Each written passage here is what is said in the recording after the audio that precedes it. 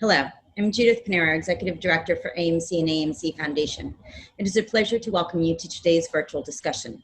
We hope that you, our community of colleagues, allies, and supporters around the globe are healthy and safe. Our offices are in New York, and today I'm speaking to you from Brooklyn, location situated upon the unceded seized territory of the Lenape and Canarsie peoples, and benefited from the economies of slavery and labors of African-descended captives. We owe our existence and vitality to generations from around the world who were brought here against their will, drawn here to escape persecution, and some that have lived on this land for more generations than can be counted.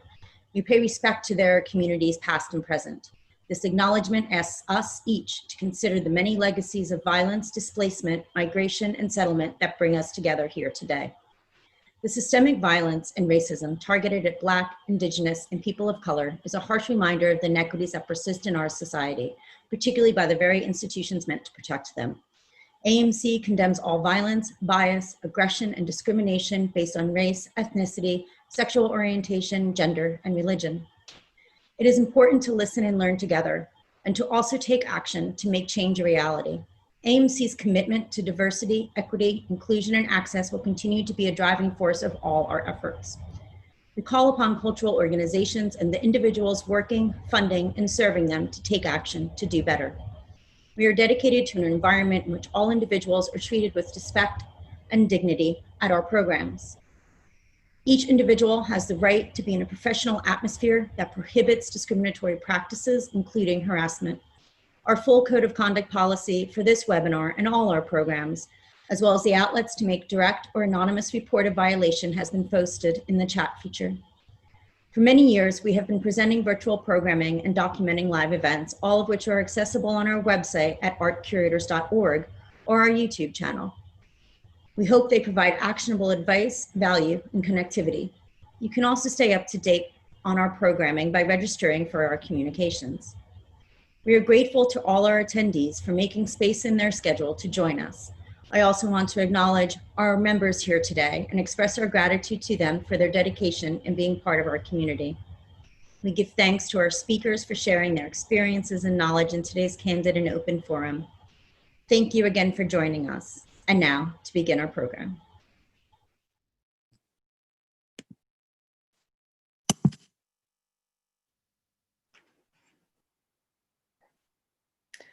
Good afternoon, everyone. Welcome to the AAMC webinar, Responding, Process, Legalities, and Engagement. My name is Tianna Webb Evans. I am the founder of ESP Group and your moderator this afternoon. The goal of this webinar is to pull back the curtain on the process and parties involved in responding thoughtfully and meaningfully to cultural change and institutional challenges. Together, we will discuss the steps that organizations move through in responding to these inquiries and feedback. Pulling back the curtain, we will explore human resources, strategy, social media, and activism within this framework. The conversation will be situated within the framework of the past, present, and the future, and we will take a time to respond to questions at the end of this conversation. So please feel free to submit your questions in the Q&A function throughout the conversation. It is with great pleasure that I welcome Allison Heilman, Jessica Hung, and Gail Lord this afternoon. We will start with Allison. If you could please introduce yourself and share a little bit about the organization you work for and your role within the organization. Sure, thanks so much for having me today. My name is Allison Heilman. I am the Director of Human Resources in the Americas for Christie's Auction House. I've been with the organization almost a year this month at the end of September, having transitioned after a 20-year HR career primarily in financial services. It's been an exciting first year of transitioning to an exciting and dynamic industry, and I look forward to sharing my thoughts.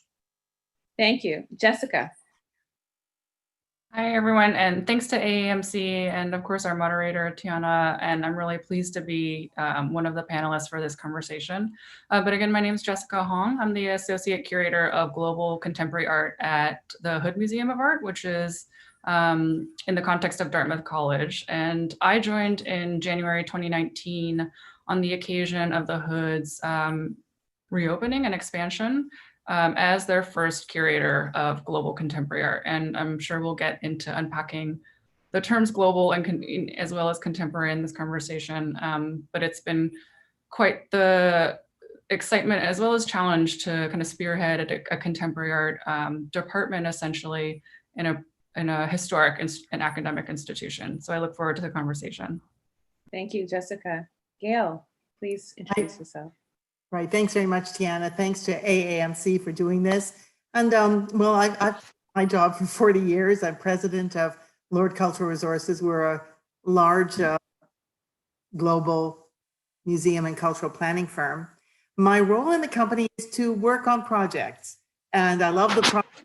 And that's the main reason for forming the company in the first place. Prior to founding Lord with my late husband, Barry Lord, I was an art critic. And I taught art history at the college level. So my first love is art, and I'm very happy to be with you today.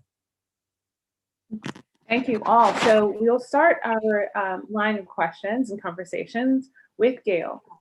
Gail, with your experience and dealing with sort of different types of institutions internationally, as well as different scales, working at the city level, as well as private level, you have a full scope of knowledge when it comes to the various structural arrangements that institutions have.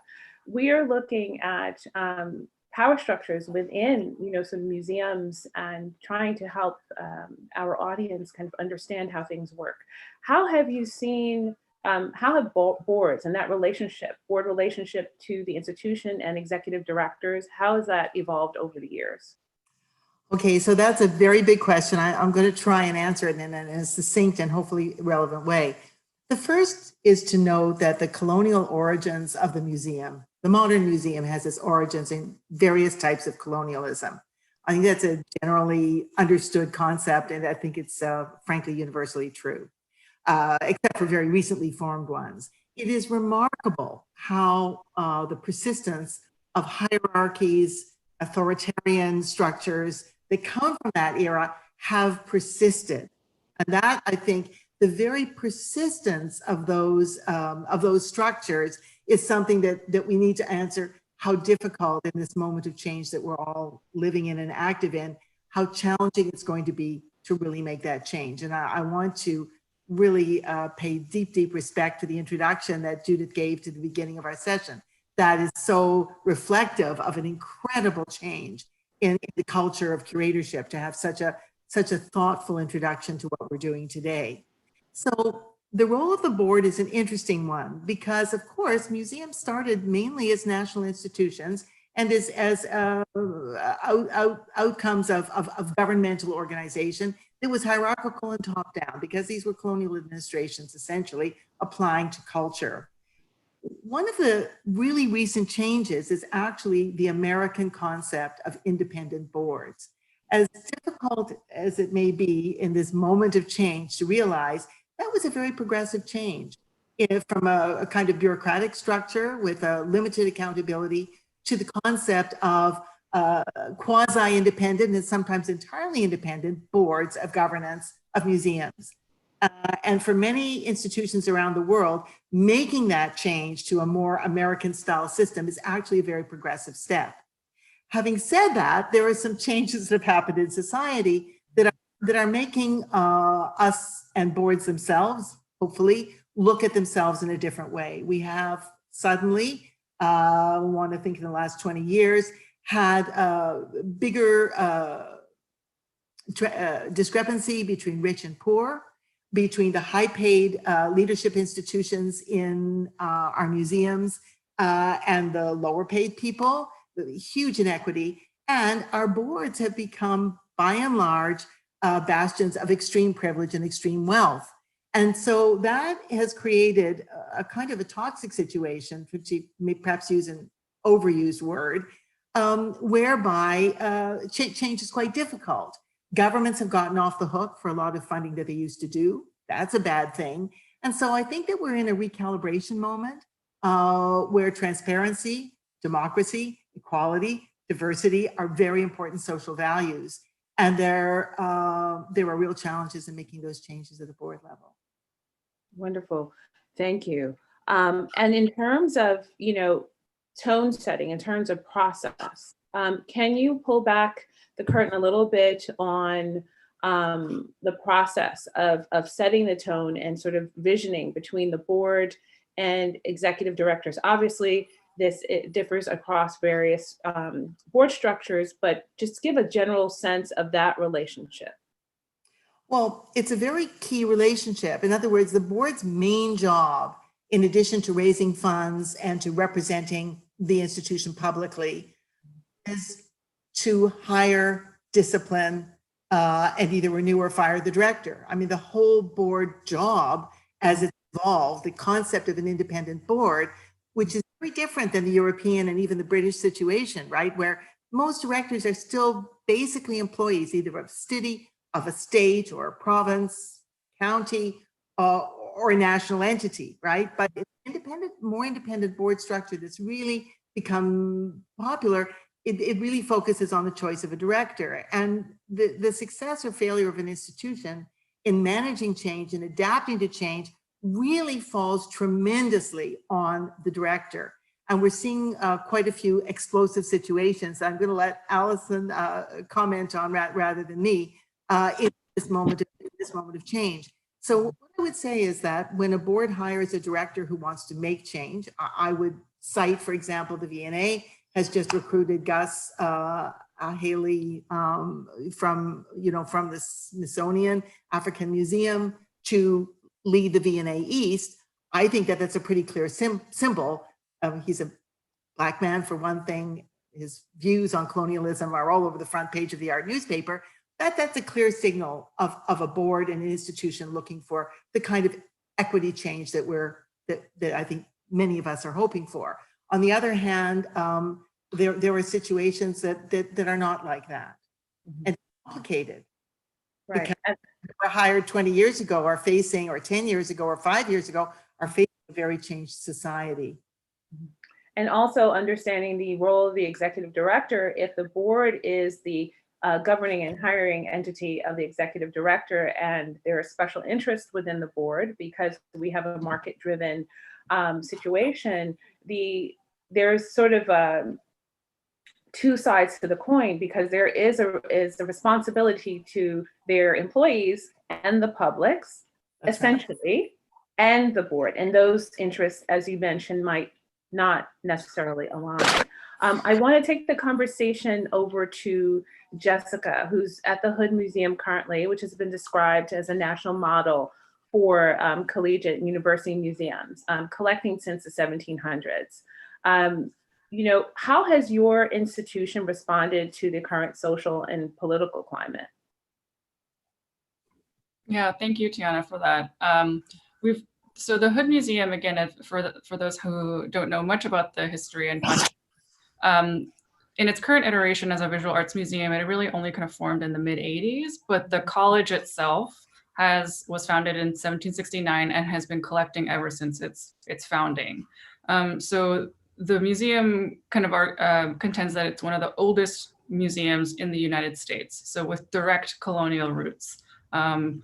As the origins of Dartmouth is very much one with the founding, the kind of colonial founding of the country. And so a lot of the legacies and those entanglements are embedded within the structures, including the museum institution in which we're working. But it's a really interesting moment for the Hood Museum, because as last year we reopened after this large expansion with the desire to really be more integrated into the campus life. I think that in the past it was a little bit inconsistent, though it was an active teaching museum, but we really wanted to have a presence as part of the important, not just social and cultural fabric, but also the political fabric on campus as well, and really being a space for the kinds of inquiries, conversations, and even interrogations within this institutional setting through our collections, as well as kind of thinking ahead into the future. You know, what are the possibilities of this museum? So it was really an entirely new staff, almost an entirely new staff. And most of my colleagues were really eager to have these conversations within this context of the Hood Museum, as well as the colonial context of Dartmouth and the Academy. This is obviously really expanded those conversations, as well as the need and the urgency to have them right now. And fortunately, we have a very supportive director that has created space for collective organizing, essentially through the staff. And granted, we're a really small museum and institution, but in addition to already meeting regularly through reading groups, our staff at the staff level, with the support of our director, created a working group and committee to create a list of action steps, which I know that we've seen a lot of institutions putting out and promoting publicly, but we're kind of taking the time to really think through, reflect on our internal structures as well as our past histories, because we're so new, we don't necessarily have that institutional knowledge, and because a lot of them, oftentimes in these older institutions, that institutional knowledge and history is amongst as individuals who ultimately retire and kind of leave this large hole. So that's kind of a lot of the work that we're having to do.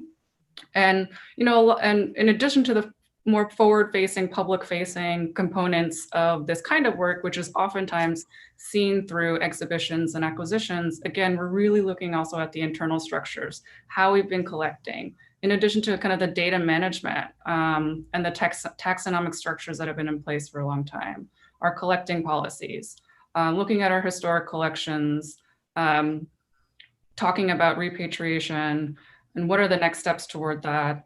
And for my own self, you know, what is that role as a contemporary art curator as part of those conversations? And so I almost see this, the contemporary, not necessarily as having a temporal specificity, but it being more of a perspective and a lens in which to view some of our historical narratives.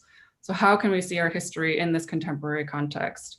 And then also making sure that some of the changes that we want to make internally for long term can also be adaptable. Like, what are some of those strategies? What are some of the implementations that we can put in place so that 10, 20, 30 years from now, if the museum still exists, you know, can that cohort in the future also kind of pick up and adapt and evolve depending on their kind of temporal as well as contextual context.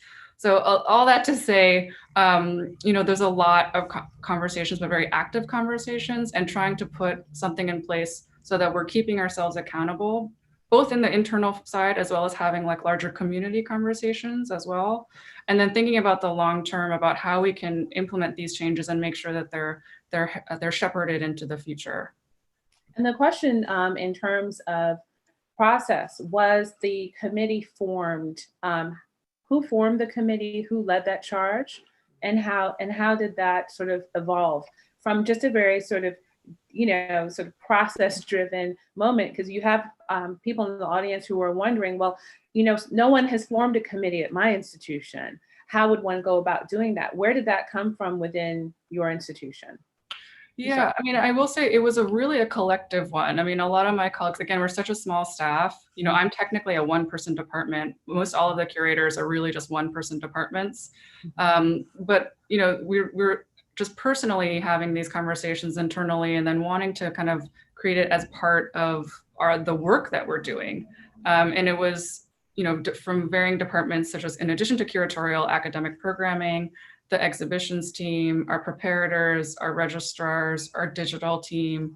It's essentially at least one or two folks from almost every department. And we wanted to, in addition to do the work, but also have the time and the space as part of like the work day. Because I think that that's also something that's really important, is that sometimes institutions, you know, they want to do this work, but then there's all that pressure to produce exhibitions or publications or, you know, acquire or whatever it is that museums, you know, are traditionally known for. But this kind of work is oftentimes thought of as ancillary or kind of additional or supplemental.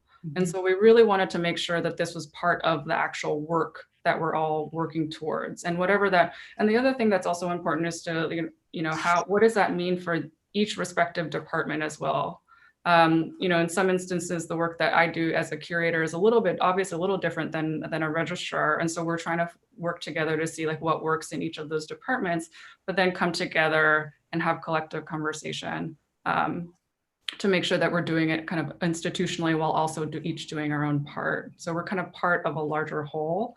And I say all this because it really was organic. And again, we're a small enough staff that we talk amongst ourselves pretty openly, and we bring this up at our all staff meetings and invite people in for those that perhaps are not part of those initial conversations. So we really do want this to be an institutional-wide endeavor in the way that our staff feels comfortable. But people have been really excited to take part in these conversations. But again, it's just kind of, we're now in the process of creating a process, in order to make that kind of longer term change.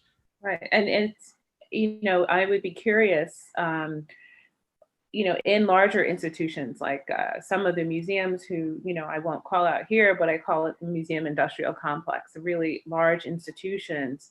I think a lot of people are really trying to figure out, if they haven't had a committee formed by the leadership, how they could possibly go about forming such committee and sort of entering into the conversation if the hierarchical structures are more rigid. But we'll circle back to that. I want to speak with Allison. Allison, you've had a 20-year history in human resources, and you've been at the forefront of addressing issues surrounding equity and diversity. And one of the things that you mentioned in our previous conversation was the fact that it's not a silo. This is not only happening in the arts or museum space. These kinds of conversations are happening, in every sector, in every industry within this country. Now that we're in the age of transparency and accountability, and there have been a slew of recent resignations by museum leadership. There have been conversations around, everyone's curious. We're an industry that's formed and focused on sharing of information and news, especially on, I happen to be pretty entrenched on the market side of things. And we've also had museum, leadership released because of, issues of sexual misconduct or, all of these things are swirling in the news, and everyone wants to know what happened and how did this person, get another job, and why are we not talking about what they actually did in the news. So with that, having someone who is part of human resource leadership to shed some light on that is quite a gift in this conversation. We talked about a release agreement, and it might be a term that not everyone is familiar with. Would you be able to shed some light on what a release agreement is and what components sort of comprise a basic release agreement to help structure this for us? Sure. No, I'd be happy to do that. And to your earlier point on the changing landscape, working in HR these days has been a tremendous gift and a learning process. We learn every day. The laws sometimes have to catch up to society, and that's something that I've really seen come together, sometimes at odds over the last few years, whether it's been, the Me Too movement and sexual harassment, whether it's, diversity and inclusion infractions or misbehavior. So to answer your question, I think that historically, and this goes for both my prior industry in financial services and what I've seen in my year or so at Christie's, is that there is a very delicate balance between confidentiality and sharing news that people may be curious about. And typically, as it relates to employment law, when you have a set of circumstances that I'll call a little bit more straightforward with a restructuring of an organization or a downsizing of which numerous institutions have had the unfortunate experience of having to address this past year because of COVID, individuals, if they are being offered some type of severance package, are typically asked, in my 20 years, always asked to sign what's called a release agreement. It could take the form of what some people may think of more or less as a non-disclosure, but it's really more than that. It's not just not disclosing certain information, but it's a set of guidelines and laws that both sides, the organization and the individual, agree to uphold for essentially the duration of that agreement in exchange for them receiving some type of benefit. Typically in a downsizing, it would be severance. And it's subject to state law and federal law. And there are certain things that individuals can release an organization from in terms of their claims, as well as the institution can bring some confidentiality and comfort to making sure that individual is going to retain, client or proprietary information that they've worked on for their tenure in the firm. So that is a very common protocol. What I will say is that I have seen, and I think this is a positive over the past 5 years for sure, when an individual misbehaves or violates a policy, whether it's an internal policy or the law, and that's a spectrum that an HR individual and their legal counsel have to make a determination on where that infraction falls, is that individuals more and more, institutions, I should say, are more and more comfortable with having those individuals dismissed for cause. And in those cases, they are not being offered a severance package or some benefit in exchange for signing an agreement. They're being shown the door pretty swiftly. The cultural and societal shift on not perpetuating those types of behaviors and protecting those individuals has really come to the forefront, because it creates a reputational risk for an organization going forward should that individual continue that behavior in a subsequent organization. It is by no means a perfect system, and we can't solve for every issue, but I would say that the tide has turned and continues to turn with more of a zero tolerance policy. And in terms of, you mentioned something in terms of changes for sexual misconduct issues and victim protections. Can you speak to that a little bit, please? Sure. So I think that organizations have had to take a very hard look at their internal policies and procedures over the last few years. And it's one thing to have an employee handbook and you have it in a set of written documents, but it's really putting that policy into practice and how you're going to utilize it to do the right thing. All organizations should have a very clear investigative process so that the accused as well as the victim have their say. It's done with the utmost of confidentiality. Obviously, if a crime has been committed, that takes it to another level, and the organization has to get the right authorities potentially involved if it relates to an at-work violation of the law. But if it's more of a policy violation, you have to go through that investigative process, gather all of the facts to the best of your ability, and then make a determination on what the punishment will be for that individual if it's found that there has been a violation. And it can run from anything from a warning, written or verbal, all the way through to that dismissal for cause, depending on the severity. I will also say that one of the things a lot of organizations have put in place, and I have seen be used to a great level of success, is an anonymous tip line. So if your organizations do not have that mechanism, it is a very low cost, sort of low investment for the comfort of your employees. If you're in an organization that doesn't have a robust HR department, or it's just the type of cultural environment where people are more comfortable starting with an anonymous tip line. A number of the organizations I've worked with in the past, as well as my current organization, have that mechanism, and it can be used in a way that protects a victim before they're really ready potentially to come forward. So there are a lot of changes that have taken place in the past few years that continue to strengthen the systems and the protections. That's brilliant. That's really exciting, because we talked about this yesterday with Gail, where we were saying that there are a lot of people who are going through various toxic cultures, as we say, but they don't have the support of HR. Obviously, we're talking about human beings here, so things are not necessarily black and white. I mean, there are relationships, there are entrenched relationships, there are, cultures that sort of breed certain environments and activities. And this really helps sort of diffuse that. So I love that idea. I mean, we're, talking about, we had mentioned the idea, this shift in power from this hierarchical leadership structure to the collective movements and accountability that have been, fueled by social media. And many museums are kind of struggling to find their footing, in terms of funding in this climate, relevance, cultural change. There's an awakening in institutions. There are a lot of pressures that are, colliding at once right now.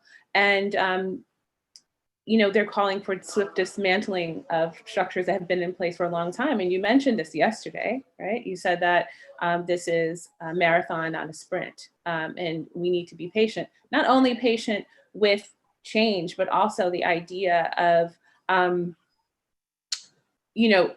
dismantling the funding structures that surround it, because they are independent organizations that are in need of paying the same employees that they want to protect, and they want to thrive, and they want full representation. How has this moment affected your individual organizations, your individual work?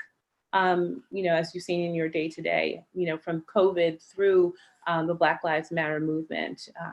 Gail, I'd love to start with you. Well, thanks. Thanks for that great quote from Allison of yesterday. I think we all have to write it down on the wall. This is a marathon, not a sprint. So I guess I noticed that a lot of the people naturally who are participating in this webinar are curators. And so I'd like to focus very much on the kinds of things that Jessica was talking about. This is a very important moment for curators. Curators were marginalized, quite frankly. I think many of you will recognize this, in the period where the number of visitors coming, the number of social events, the amount of marketing, the mentions in the New York Times social pages and other places really it took a huge swath of public attention. And I think that what happened, society is all about change, and we're fortunate to live in a changing world, and we're fortunate to be in open societies where change is possible and thought is possible. But some changes were not necessarily the most productive.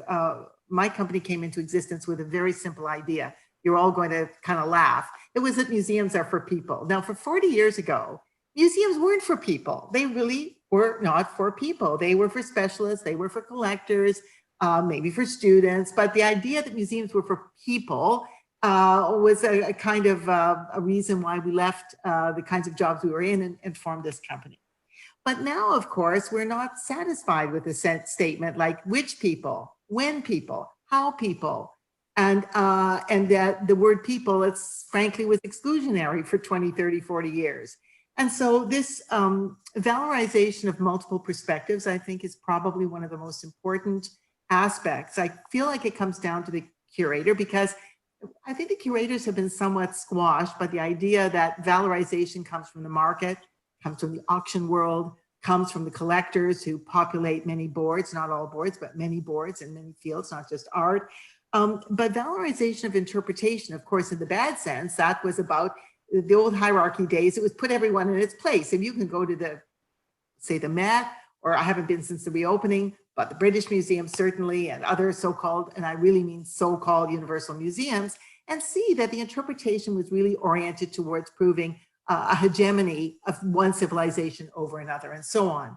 Now, what has been fantastic about the new museology, and we've had that in our universities for quite some time now, is now people of color, people of broad mind are now moving into curatorial positions, and valorization is very much related to the issue of diversity. Diverse multiplicities of interpretation are exciting, they're dynamic, they're involving. And I think that it really, in a way, the change has to start there. We all together And I love what Jessica described. I mean, what a great system. I want it recorded and put in another book, is that we all need to see that being a public institution means something. So even when great wealth is involved, these are people who are being compensated pretty well in the tax system, for me to count anybody else's money, but they are public institutions. They're in the public interest. And I think that the more we can, through the types of committees that Jessica was talking about, through policy change, through radical change, such as we're seeing when they move to transparency, really define what does it mean to be a public institution. These are private institutions in many cases in the public interest. And that public interest kind of fell by the wayside. Curators have a lot to do with bringing it back. I have a question. Do you see from your clients fear surrounding these changes in terms of funding structures? Yeah, for sure. Okay. For sure that there's fear. Naturally, people are afraid that wealthy people or people who work in industries that are being criticized now that were not criticized in the past will no longer support them. The falling numbers of government support has been happening before COVID, and obviously there are new issues about public support that COVID has brought into play. So yes, of course, there's fear and there's insecurity. I think we have to think about the public realm and how really, I mean, if COVID has taught us one big thing, it's that we're all in some of these issues together, and some people suffer a lot more than others when the public realm is not appropriately supported. I think that museums are part of the public realm, and so that's kind of the big social discussion. So do you feel as though a number of these, I know that you were talking about curators, but in terms of giving the curators the insight to the other side of the story, there are a lot of these potential funders and board members who are now opening private museums, right? So can you talk about that phenomenon as well? Okay. I think that phenomenon kind of was always there. I don't think it's hugely significant. I think that the real cost of operating a museum are so enormous that without the public help, it will only go so far. I think that the big fear, and it's a real problem that Allison, I would again turn back to you, is that directors are very vulnerable. If they do things that a board doesn't like, they're gone next morning, they're signing some kind of document. They sign the document because they can't really afford to pay expensive lawyers, even the most high paid museum people, that's an expensive route to go. So I think that there is a climate of fear in an insecure situation. And that's why this conversation is very, very important. We're really seeing both. We're working for, I don't want to name the institution, but we are working for an institution in the Southern United States right now, which the board is an old board. It's a fairly old institution, but they're really being open-minded about being accountable to the community in ways that they never thought about before. So I think that there's a wellspring of positivity also in the atmosphere, and it's a confusing, complex time. Absolutely. Jessica, over to you. We had talked briefly about social media. Social media in this particular moment is incredibly important because of the situations where a number of people are circumventing the HR road and sort of, the steps that an institution might put in place, looking for swift action, looking to voice their personal opinions.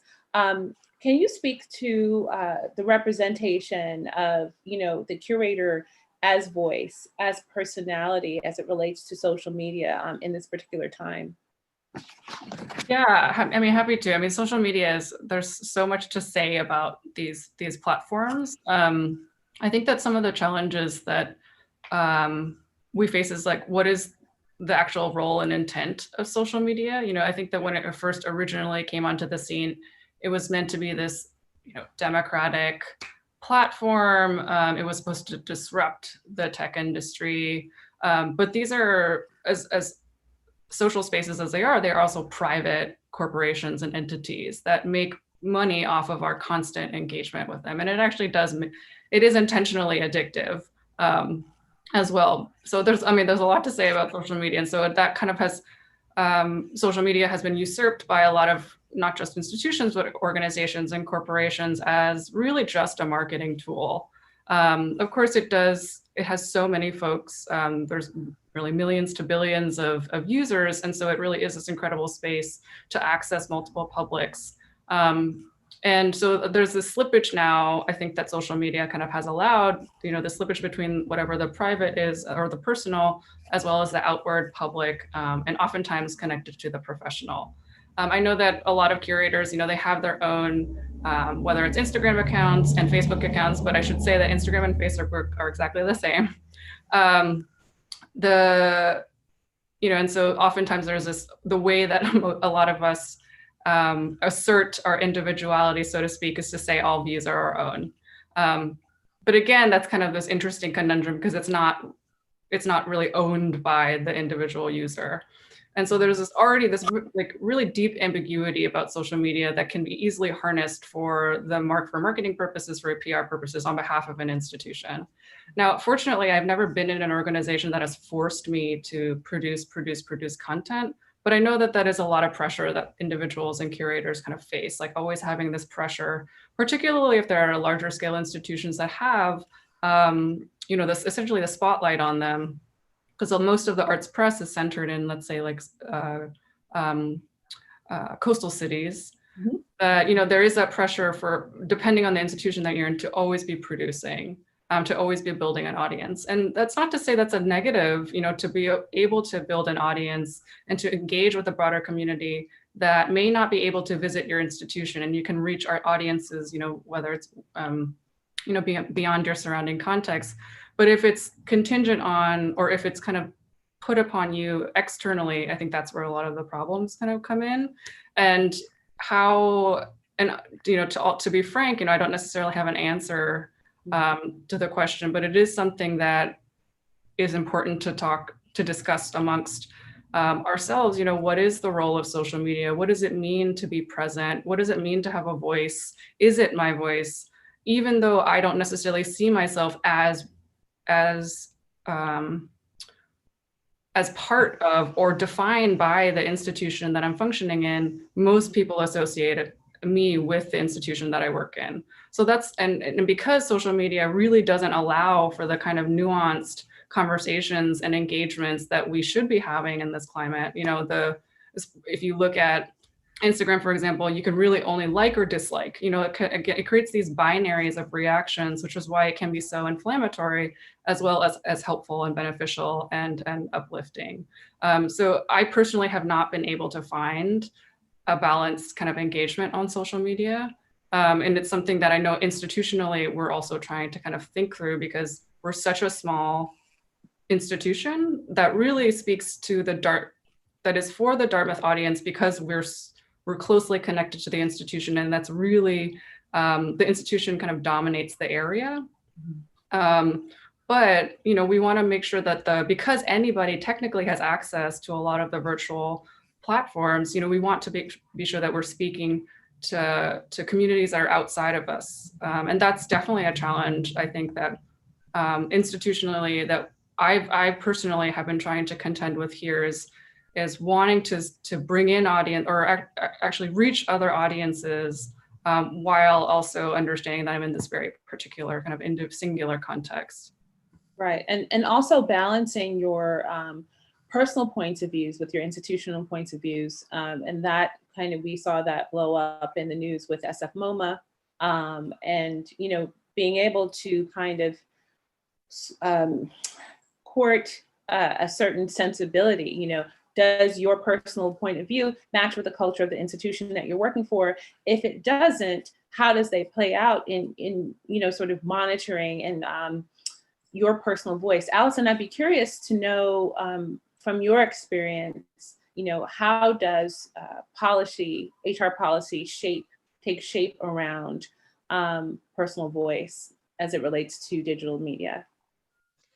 Yeah, it's a really sticky issue, because there are obviously freedom of speech laws that this country's been founded on, and we all, I think, value tremendously. So internal policies, and it's really a partnership not only with HR, but typically with our technology departments and our marketing departments to come up with an approach that works as best as it can for employees and the institution. I would say at Christie's, we have a very healthy balance where we, I would say, in some cases encourage, but also really expect our employees to highlight certain sales or pieces of art. They can be very, very beneficial to us on their personal platforms.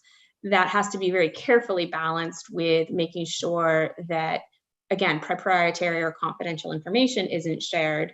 But I would say that having a living, breathing policy, again, that adapts over time to the environment and can try to balance the voice of the individual with the institution, takes a tremendous amount of work and attention and focus. And when it goes wrong, it happens very publicly, and you hope those are few and far between.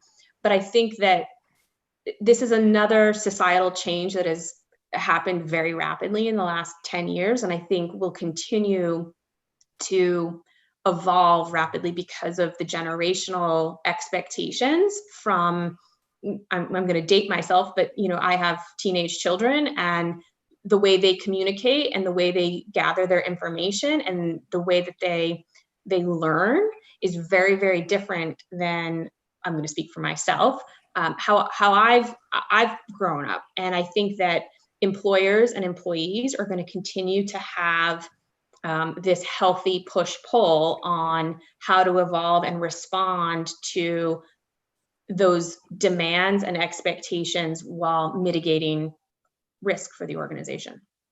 Tianna, I wonder if I could just jump in and one thing.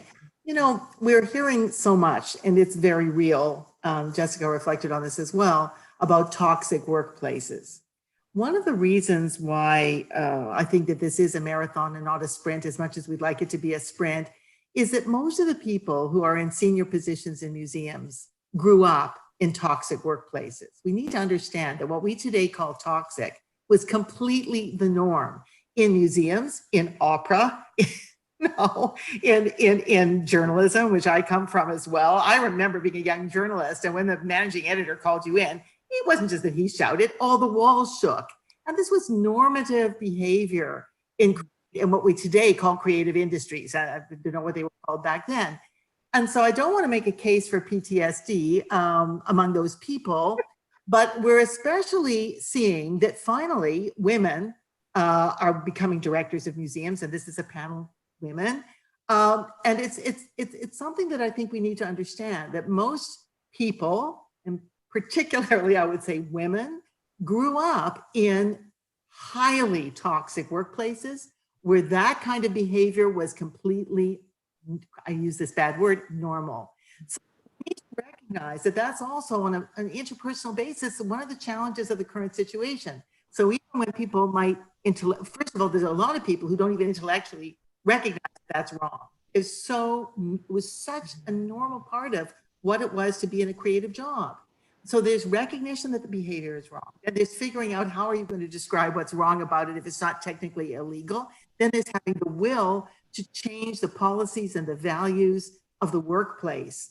And this is the job for now. And I feel like I need to just put it in context, because there may be some younger people who take toxicity as some kind of exception. Toxicity was the norm in creative industries, right? So we have to change that. It's no longer acceptable, and that's great.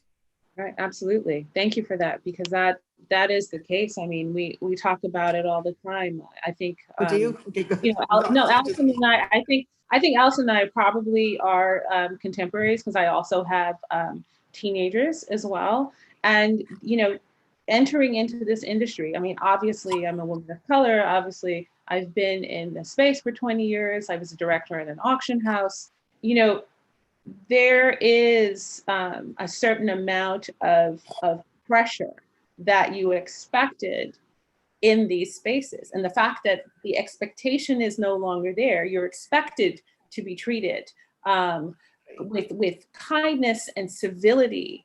I'm sure it's offensive to so many people that the fact of the matter is you went into this industry knowing as a woman that you were going to have to fight to take up a certain amount of space. And like you said, the wall shaking when a managing editor calls you in, that is an experience I'm very familiar with as well. Okay. Yeah, no, it wasn't so long ago, So we are in a time, and I always say that we're in a vortex right now. We're in a vortex of change, and the sort of imagination of a new future and a new way is our work right now. It's really fascinating because I think it's natural, especially in structured roles in industries like a curatorial role. Especially, we were talking about the role of the curator coming out of a PhD program and the traditions that when I came into the industry were still locked. Now that we're looking at this vortex of change, people are still looking towards leadership. And I think one of the big changes right now is the fact that we are the leaders that we're looking for in a way. And we're supposed to be part of the composition of that future. And one of the things that I was thinking about in terms of how do we go about making change? Because not everyone is able to have the voices that we have in our particular spaces. And I like the idea, I was in finance very, very long time ago. When you think about the financial audit, the institution of a cultural audit for institutions, having this is something I've been thinking about quite a bit.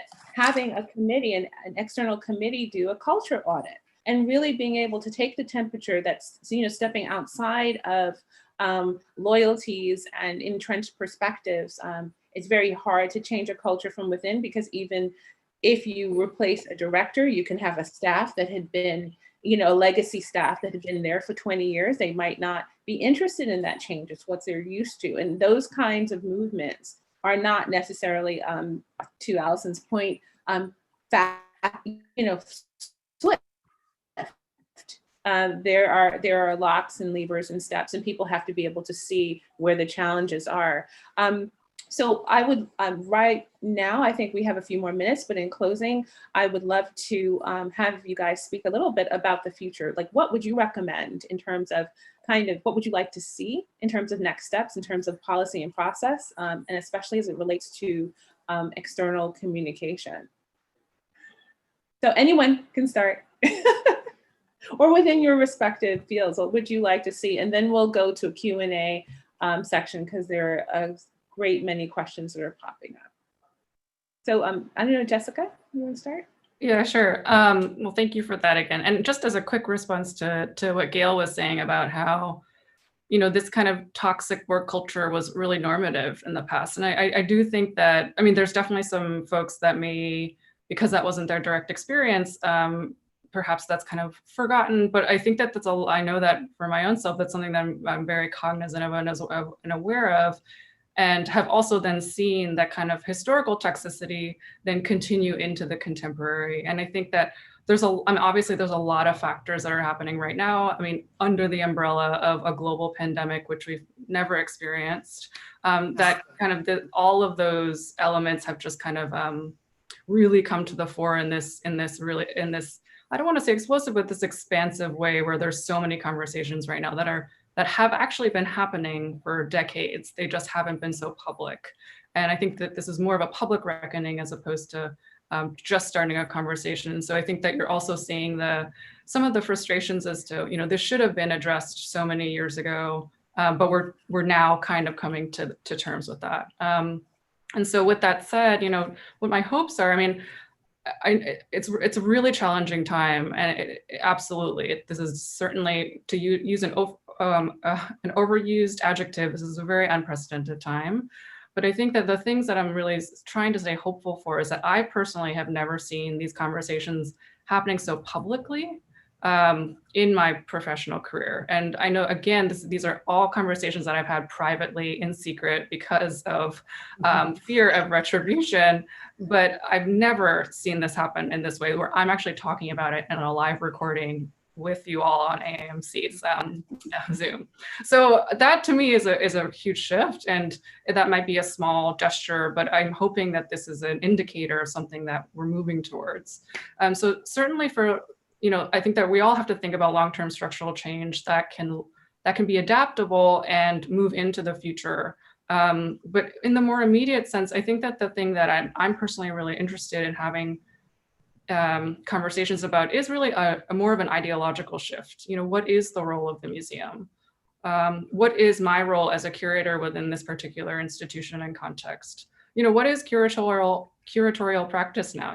Connected to the social media, there was, at least when I first entered the field, I think that the role of the curator, I know, Gail, you were talking about how we've been marginalized, and I really appreciate your support for curators. But I also think that it was really just the curator that represented the institution in addition to the director. And people it was hard for people to fully understand that it is a collective, it is a community within the institution comprised of individuals with a lot of different skills, perspectives, and viewpoints. And so there is that kind of tension between the public facing side of the institution, which is this kind of monolithic entity, this kind of structure and system. But in reality, we are individuals with a lot of different viewpoints that are trying to work collectively together to manifest an institutional mission. So those things are kind of at tension, and I don't think that a museum has really successfully communicated that to a public. And so I actually think it's important to highlight the different voices within an institution, aside just from the curatorial perspective, which, of course I appreciate, but I also don't see my role as a curator as the sole expert in my field. I always look to my colleagues, my peers, the artists I work with, my students, as well as the academic community here. I see myself, the role as a curator, as one that is a community or driven position. And I think that also has been shifting a little bit as well, like really trying to think more expansively about what curatorial practice is in whatever this new future will be. So again, just kind of shifting the frame of what your understanding is of the previous roles of whether it's institutional practice or curatorial practice, and trying to see if it can be adapted for this more expansive as well as equitable future. That's the thing I want to foreground. I think that a lot of museums are talking about diversity and inclusion, which is fantastic, but diversity is oftentimes very surface oriented, and inclusion, it still presumes this canon that people then get inserted into. So I think it's really important to foreground equity, that everybody has equitable access to resources, to materials, to positions, as well as equitable agency. And again, I know that every structure has a kind of hierarchy or reporting system, which it is oftentimes out of necessity, but giving folks agency, I think, is something that's really important. So I think institutions have to just rethink their own understanding of what their role is. Right. Thank you for that. I think what's really interesting, I mentioned Betsy Bradley's opinion piece in Hyperallergic that I think was fantastic, but it really talks about the idea of taking stock on an individual level, because especially when it comes to leadership, and we understand how important leaders are in this situation. And when you think about, when people talk about equity and diversity and inclusion, the counterpoint that no one really kind of unmasks or sort of picks apart is the idea of power, and how tremendous a force it is in the resistance that we're talking about and the tensions that we're talking about. That's for a different panel and a different discussion. But the idea of dismantling power is not only an institutional thing, it is very, very personal as well. So in order for these things to take place, there's a lot of internal reflection that's going to need to take place at the leadership level. So Allison, I wanted to ask you, in terms of the future within your HR practice, what are you looking, what are you hoping to see? So taking the thread that Jessica started on the individual, I think, and we've touched upon this a little bit, around how you bring change and diversity and inclusion and equitability into the workplace. I think we would all benefit from taking a step back, and we all have to work on ourselves first and foremost, and that is an education process every day. I've started on that journey myself in the last 60 days, and there is real awareness building and education that I've taken with me every day now on my journey that will informs who I am when I come to work every morning. And I think that we have to think about these things less as an additional item to do at work when you have the extra time. And I think, Jessica, you pointed this out, and it has to become part of your role as an individual and an employee of whatever organization you're part of. And there has to be real time invested and set aside that doesn't happen at 6 o'clock with a subset of people that are just interested in it or passionate about it. It has to become a cultural expectation from the organization that everybody is going to have this be part of their work selves as well. And that for me is a fundamental building block on when your staff can start to see the world in that way. It changes everything about how you operate. And for me, in the people space, it's how you recruit for your talent. It's who you attract to the organization to come in the door. It is how people progress and get promoted and move through an organization so that they are in those powerful positions someday.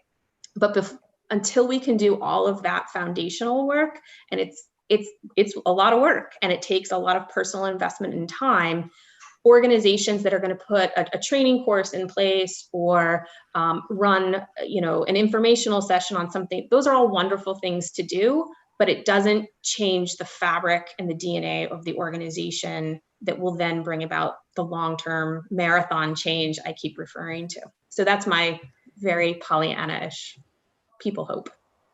Well, I appreciate it. It's gorgeous. Thank you. Thank you. It's true. Gail. Just to be very brief, to say that I think that the future is terrific, because I look at the three of you and I see the next generation of leaders, and I think you're really amazing. So, and I agree with everything you've said. I want to kind of maybe summarize and take a little bit of a risk and say that equity definitely is number one in the full meaning that Jessica gave it. And that equity, of course, has its the backstory, which is of taking down power. You can't have equity without questioning power. And that's, of course, very threatening. So we're in a period of where that's happening. But the answer is not creating some alternative power. It's actually creating meaningful equity. And I think Jessica described that very well, as did you, Tianna, and as did you, Allison. I think also underlying all unfair power are closed systems. And I think that museums have been very into, in the past, certain kinds of closed systems. And so I think that the future is seeing the museum as being an open-ended place. And it's everybody's job. And I like, Jessica, what you said about that outreaching, that it's community, but it's not a community that's creating another canon. It's really a community that's dedicated to open-ended thought and to equity among people. And in a way, I can't think of the word critical, nobody likes, but it's also about critical thinking. The ultimate objective is not to replace colonialism with some particular thesis of neocolonialism or anti-colonialism. It's really about opening people's mind to understand, oh my God, the full spectrum that this one artifact, this one work of art, this one object can open our minds to, and the idea that therefore you come to museums so you can be changing your mind and changing your way of thinking. So I think all of you typify that, and I'm very thrilled about it. That's fantastic. Thank you so much, Gail. That leaves me very, very hopeful. At this moment, it's at the top of the hour, and wanted to direct the conversation to some of the questions that we have in the chat. One in particular, from Ann Wagner, can anyone address the cost involved for the institution in being so cautious with any social statements, legal counsel review, board approvals, etc., and the risk mediated with the need for a quick and meaningful response? Anybody? anyone can jump in. Gail, you seem like I just have a question. What does she mean by cost? Like vulnerability cost or financial cost? I think vulnerability and financial cost, because I think what a lot of people are questioning is, why is it taking so long to respond to the moment? Why won't we say something about this? What are we going to lose by, being forthright with, our interest in justice and equity? What's the cost of that? So I think that was probably the genesis of the conversation, because a lot of people are not understanding why their institutions aren't stepping up. Yeah, well, I can only speak to the organizations that I've been in, but for one, I don't think that there's most institutions have an actual protocol or process in place when needing to respond to a really urgent or dire kind of social, political, or cultural situation. I think that also historically museums have never seen themselves as quote unquote political. And so oftentimes I think that they presume that they're making a political statement. And so that, and again, this is a little bit of an older world idea of like separating the arts and cultural sphere with like the political, social, and cultural spheres. So that I think that the institution kind of functions already on that model.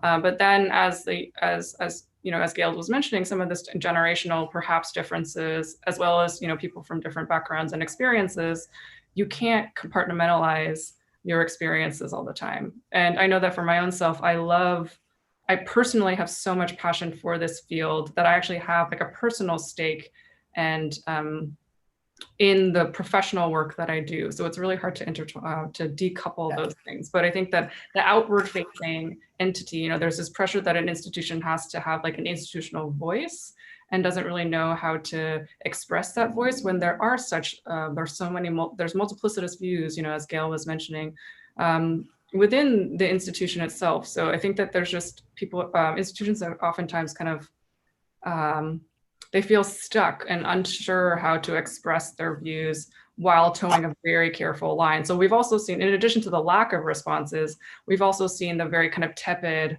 bland responses, if I can say, in response to these recent upheavals. And a lot of people are just saying that itself is essentially not reacting or responding, because these are just empty gestures. I think that what I hope to see is that in addition to communicating what museums are doing through social media, that's not the end, that's just a way to communicate the kind of work that they're doing, both internally as well as externally. It's not just making statements, but that statement is being backed up by actual work that's being done. And also be transparent that this work takes a long time, and that you can also be honest and say, like, we're still learning. I know that for myself, I'm definitely still learning. There's a lot of things that I have to learn. And I think that arguably there's a lot of things I have to unlearn. And I think that's what we're doing kind of all together. And we're uncertain how to express that publicly. I want to pick up what Jessica said. I think people are afraid of being seen as being empty. They just make a statement. On the other hand, they really don't know what the action is. And Tianna, I really love what you said, which is this idea of a cultural audit is a pretty intelligent action for organizations to take. We're actually doing that. We call it something else. We weren't clever enough to call it a cultural audit. So let me know if we can borrow that term.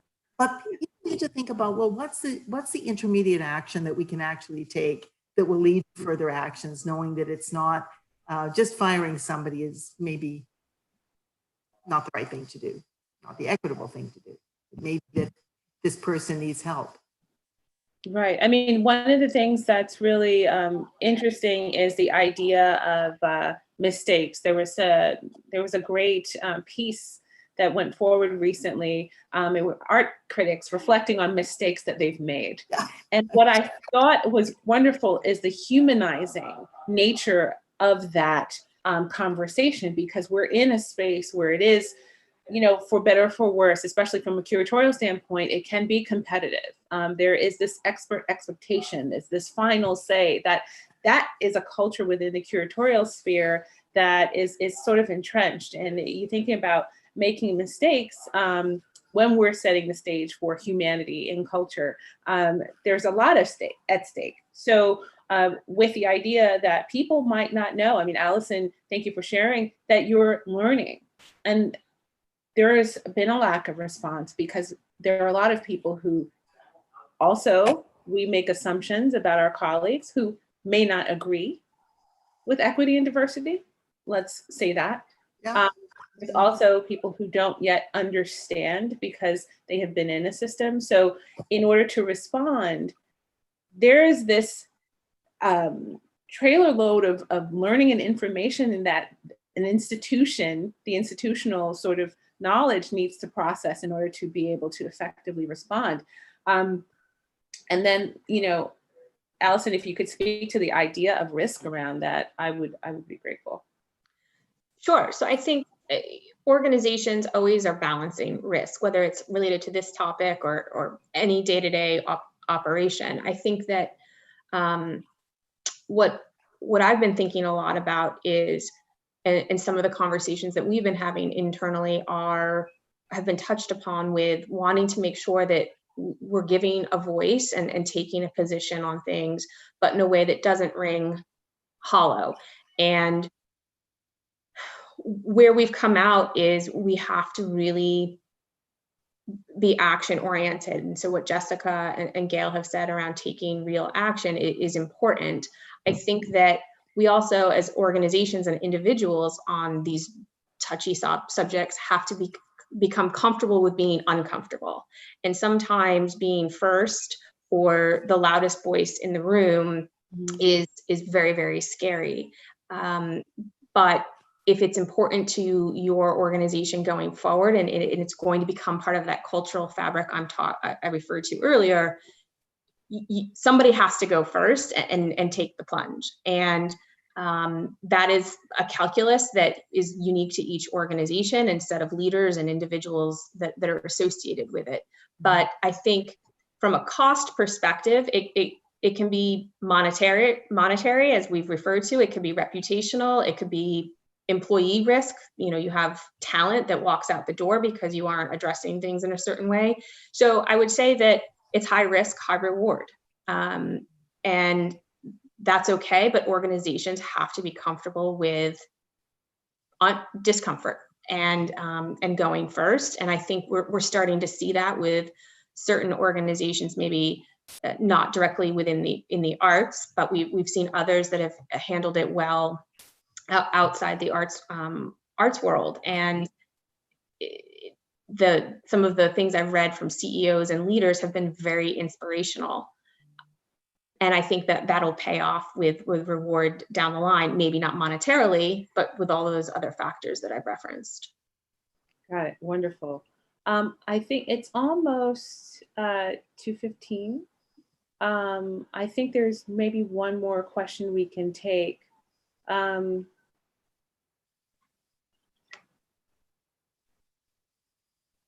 Sorry about that. In terms of the workers, there is an idea of a question here. From my experience, HR department is there to protect the institution, not the workers. So where does that leave the workers? Yeah, so I think this again is what you see on paper, practice versus reality. I think that I've always taken the approach that I'm an employee of whatever institution I'm associated with. I do work for the organization, and it would be disingenuous of me to say otherwise. But there's a way that HR can partner with their employee base that hopefully through, hard work and iterative conversations, we can get to a place where everyone feels that they've been treated fairly as it relates to whatever the issue may be.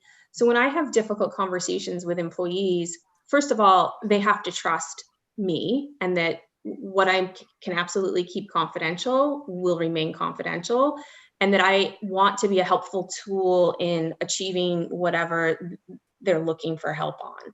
And if the organization can meet them halfway or all the way, that's a win. if there is a very valid reason that the organization cannot compromise with an employee, sometimes that is the reality. And I think HR departments that try to be all things to all people and work for the institution are not going to be trusted. And that is how I approach coming to work every day. And I have my team do the same, is that we work for everyone. We work not just for management, we work for all employees. I think that's another very riddled topic of a junior employee coming in. This speaks to power, coming into HR and saying, well, you work for senior management and you're going to do what they want. Well, yes and no. We work for everyone. And if there is a real issue that falls at the feet of senior management, we absolutely have an obligation to address it on behalf of the employee and the organization. So we do wear all of those hats. They're taken on and put on and off in all different circumstances. But we really look for resolution that can meet as much as possible the needs of all parties involved. Wonderful, thank you. Well, that's our last question. I would love to thank this wonderful panel for sharing their knowledge and expertise.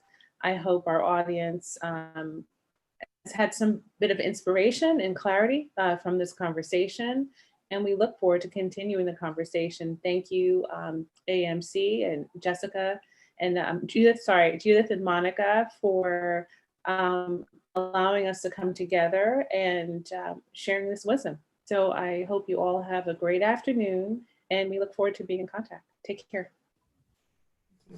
Thank you. Thank you.